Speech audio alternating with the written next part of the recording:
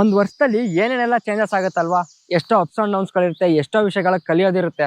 ಎಲ್ಲರಿಗೂ ಹೊಸ ವರ್ಷದ ಆರ್ಥಿಕ ಶುಭಾಶಯಗಳು. ನೀವು ನೋಡಿರ್ಬೋದು, ನಾನು ಹಳೆ ವಿಡಿಯೋದಲ್ಲಿ ಟಾಕಿಂಗ್ ಹೆಡ್ ಥರದ ವಿಡಿಯೋಸ್ ಮಾಡೋಣ ಅಂತ ಅಂದ್ಕೊಂಡು ಟೇಬಲ್ ಸೆಟ್ ಮಾಡಿ ಒಂದಷ್ಟು ಲೈಟಿಂಗ್ ಸೆಟಪ್ನ ಮಾಡಿ ಕ್ಯಾಮ್ರಾ ಎಲ್ಲ ಸೆಟ್ ಮಾಡಿದೆ ಗುರು.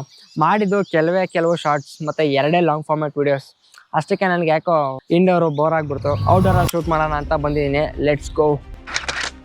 ಸೊ ಇವತ್ತಿನ ಟಾಪಿಕ್ ಏನಂದರೆ ಏರ್ ಕ್ವಾಲಿಟಿ ಇಂಡೆಕ್ಸ್, AQI.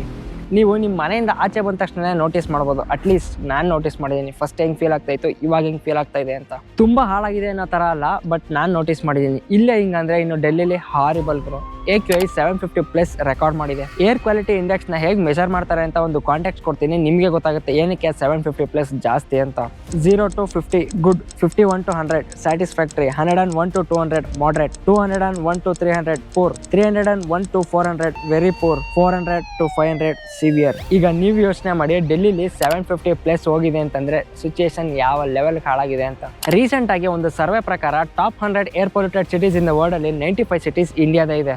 ಯಾವ್ದಾದ್ರು ಅಂತ ಸ್ಕ್ರೀನ್ ಮೇಲೆ ಟ್ಯಾಗ್ ಮಾಡಿರ್ತೀನಿ, ನೋಡ್ಕೊಳ್ಳಿ. ಇದರಿಂದ ಡೆಲ್ಲಿ ರೀಜನ್ಸ್ ಅಲ್ಲಿ ಹುಟ್ಟೋ ಮಕ್ಕಳಿಗೆ ಬ್ರೀತಿಂಗ್ ಇಶ್ಯೂಸ್ ಆಗ್ತಾ ಇದೆ. ಆಟ ಆಡ್ಕೊಂಡು ಓಡಾಡ್ಕೊಂಡು ಇರಬೇಕಾಗಿದ್ದ ಟೈಮಲ್ಲಿ ಹಾಸ್ಪಿಟಲ್ಸ್ ಹೋಗಿ ಅಡ್ಮಿಟ್ ಆಗ್ತಾ ಇದ್ದಾರೆ. 10 ವರ್ಷ ಚೈನ್ ಸ್ಮೋಕರ್ ಆಗಿದ್ದ ವ್ಯಕ್ತಿನ ಕರ್ಕೊಂಡೋಗಿ ಹಾಸ್ಪಿಟಲ್ ಅಲ್ಲಿ ಚೆಕ್ ಮಾಡಿಸಿದಾಗ ಎಷ್ಟೋ ಒಂದು ಲಂಗ್ಸ್ ಡ್ಯಾಮೇಜ್ ಆಗಿರುತ್ತಲ್ಲ, ಅಷ್ಟೇ ಡ್ಯಾಮೇಜ್ ಇಷ್ಟು ಚಿಕ್ಕ ಮಕ್ಕಳಿಗೆ ಆಗ್ತಾ ಇದೆ. ಪಾಪ ಗುರು ಆ ಮಕ್ಕಳು. ಇದನ್ನೆಲ್ಲ ಕೇಳಿದಾಗ ತುಂಬಾನೇ ಬೇಜಾರಾಗುತ್ತೆ.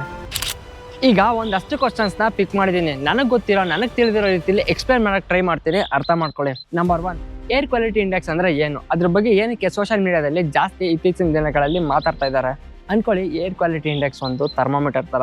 ಥರ್ಮೋಮೀಟರ್ ಏನು ಮಾಡುತ್ತೆ, ಟೆಂಪ್ರೇಚರ್ ಚೆಕ್ ಮಾಡುತ್ತೆ. ಆದರೆ AQI ಏರಲ್ಲಿರೋ ಪೊಲ್ಯೂಟೆಂಟ್ಸ್ನ ಮೆಜರ್ ಮಾಡುತ್ತೆ. Higher the number is equals to more pollution. ಇದರಿಂದ ಏನು ಗೊತ್ತಾಗುತ್ತೆ ಅಂದರೆ ಪಬ್ಲಿಕ್ಗೆ ಅವ್ರ ಹೆಲ್ತ್ ರಿಸ್ಕ್ ಎಷ್ಟಿದೆ ಅಂತ ಮೆಜರ್ ಮಾಡ್ಬೋದು.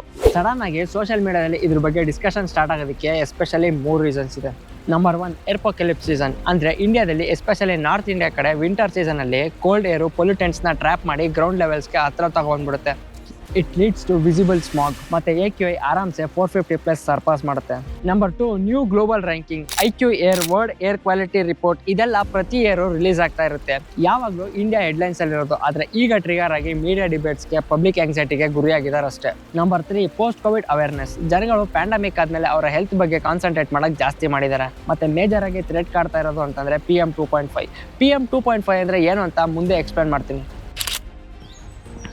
Question number 2, how air quality is measured. Air ಕ್ವಾಲಿಟಿನ ಹೆಂಗೆ ಮೆಜರ್ ಮಾಡ್ತಾರೆ ಅಂತ. ಅದು ಬರೀ ಒಂದು ಗ್ಯಾಸ್ ಅಲ್ಲ, it's a cocktail of pollutants. ನಮ್ಮ ಇಂಡಿಯಾದಲ್ಲಿ ಸೆಂಟ್ರಲ್ ಪೊಲ್ಯೂಷನ್ ಕಂಟ್ರೋಲ್ ಬೋರ್ಡ್ ಅವರು 8 ಸ್ಪೆಸಿಫಿಕ್ ಪೊಲ್ಯೂಟೆಂಟ್ಸ್ನ ಮೆಜರ್ ಮಾಡ್ತಾರೆ. ನಂಬರ್ 1, PM10 ಅಂದರೆ particle matter size less than 10 microns ಇರುತ್ತೆ. ಇದರಲ್ಲಿ ಡಸ್ಟು, ಪಾಲನ್ಸು, ಮೋಲ್ಡ್ಸ್ ಇರುತ್ತೆ. ನಂಬರ್ 2, PM 2.5 ಅಂದರೆ particle matter size less than 2.5 microns ಇರುತ್ತೆ.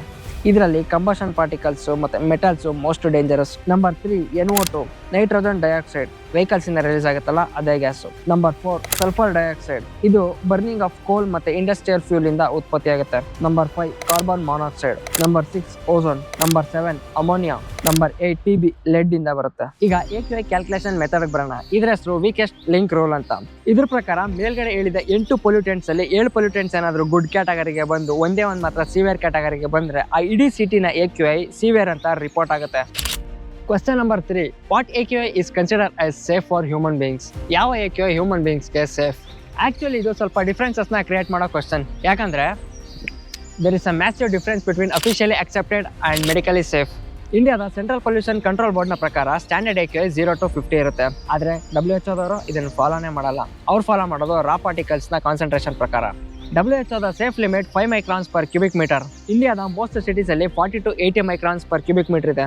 ಇದು ನಾರ್ಮಲ್ ಡೇಸಲ್ಲಿ 8 to 16 times greater than WHO safe limit.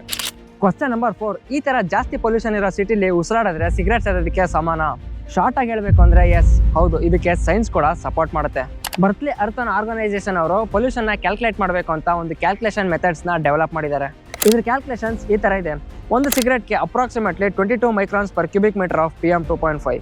ಅಂದ್ಕೊಳ್ಳೋಣ PM 2.5ನ concentration 300 microns per cubic metre. 300 divided by 22 approximately is equals to 13.6 cigarettes. Current situation ಡೆಲ್ಲಿಲಿ PM 2.5ನ concentration 500 ಇದೆ.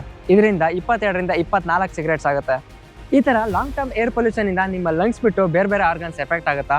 S, ನಿಮ್ಮ ಬ್ರೈನಲ್ಲಿ neuro inflammation ಆಗ್ಬೋದು, high risk of heart attack ಮತ್ತು hyper tension. ಇದರಿಂದ ನಿಮ್ಮ life expectancy ಕೂಡ 5.3 ಇಂದ 11.9 ಇಯರ್ಸ್ವರೆಗೂ ಕಡಿಮೆ ಆಗ್ಬೋದು. Last but not the least, question number 6. ಡೆಲ್ಲಿಲಿ ಏನಕ್ಕೆ ಪೊಲ್ಯೂಷನ್ ಜಾಸ್ತಿ? ಇದಕ್ಕೆ 4 ರೀಸನ್ಸ್ ಇದೆ. Number 1, the geographical trap. ಇದನ್ನ ಬೌಲ್ ಎಫೆಕ್ಟ್ ಅಂತ ಕೂಡ ಕರೀತಾರೆ. 4 ಸೈಡಿಂದ ಡೆಲ್ಲಿ ಲ್ಯಾಂಡ್ ಲಾಕ್ ಆಗಿದೆ, ಸಮುದ್ರದಿಂದ ತುಂಬಾ ದೂರ ಇದೆ. ಅಲ್ಲಿರೋ ಏರ್ಗೆ ಯಾವುದೇ ತರಹದ ಎಸ್ಕೇಪ್ ರೂಟ್ ಇಲ್ಲ. ನಾರ್ತ್ ಅಲ್ಲಿ ಹಿಮಾಲಯಸ್ ಇದೆ, ಸೌತ್ ವೆಸ್ಟ್ ಅಲ್ಲಿ ಅರಾವಳಿ ರೀಜನ್ಸ್ ಇದೆ, ಅದೇ ವೆಸ್ಟ್ಗೆ ಬಂದ್ರೆ ರಾಜಸ್ಥಾನ್ ಡೆಸರ್ಟ್ ಇದೆ. ಅಲ್ಲಿ ಹಿಮಾಲಯಸ್ ವಾಲ್ ತರ ಬಿಹೇವ್ ಮಾಡುತ್ತೆ. ಅಲ್ಲಿಗೆ ರೀಚ್ ಆದ ಗಾಳಿ ಮುಂದೆ ಪಾಸ್ ಆಗಕ್ಕಾಗದೆ ಸ್ಮೋಕ್ ಮತ್ತೆ ಡಸ್ಟ್ ಎಲ್ಲ ಅಲ್ಲೇ ಉಳ್ಕೊಳ್ಳೋ ತರ ಆಗುತ್ತೆ.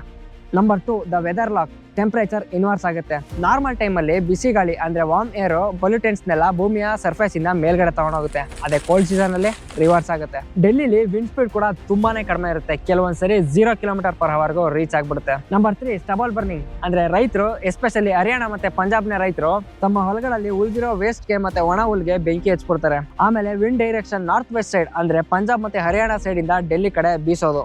Construction dust. ಇದರಲ್ಲಿ home, railways, flyover, bridges, metro ಇದೆಲ್ಲ ಡಸ್ಟ್ ನ ಜನರೇಟ್ ಮಾಡುತ್ತೆ. Waste burning. ಅಲ್ಲಿರೋ ಸೆಕ್ಯೂರಿಟಿ ಗಾರ್ಡ್ಸ್, ಸ್ಲಮ್ ಅಲ್ಲಿ ವಾಸ ಮಾಡೋರು ಕೋಲ್ಡ್ ಸೀಸನ್ ಕೋಲ್ಡ್ ನ ತಡ್ಕೊಳಕ್ಕಾಗಲ್ಲ ಅಂತ ಅಲ್ಲಿರೋ ಪ್ಲಾಸ್ಟಿಕ್ಸ್, ವೇಸ್ಟ್ ಮೆಟೀರಿಯಲ್ಸ್ ಎಲ್ಲ ಬರ್ನ್ ಮಾಡಿ ಪೊಲ್ಯೂಷನ್ ಕ್ರಿಯೇಟ್ ಮಾಡ್ತಾರೆ. ಸೊ ಇದಾಗಿತ್ತು ಇವತ್ತಿನ ವಿಡಿಯೋ. ಇಷ್ಟ ಆಗಿದ್ರೆ ಲೈಕ್ ಮಾಡಿ, ಇಲ್ಲ ಅಂದ್ರೆ ಡಿಸ್ಲೈಕ್ ಮಾಡಿ. ಇದೇ ತರ ಇಂಟ್ರೆಸ್ಟಿಂಗ್ ಸ್ಟೋರಿ ಜೊತೆ ಮತ್ತೆ ಸಿಗ್ತೀನಿ. ಜೈ ಹಿಂದ್.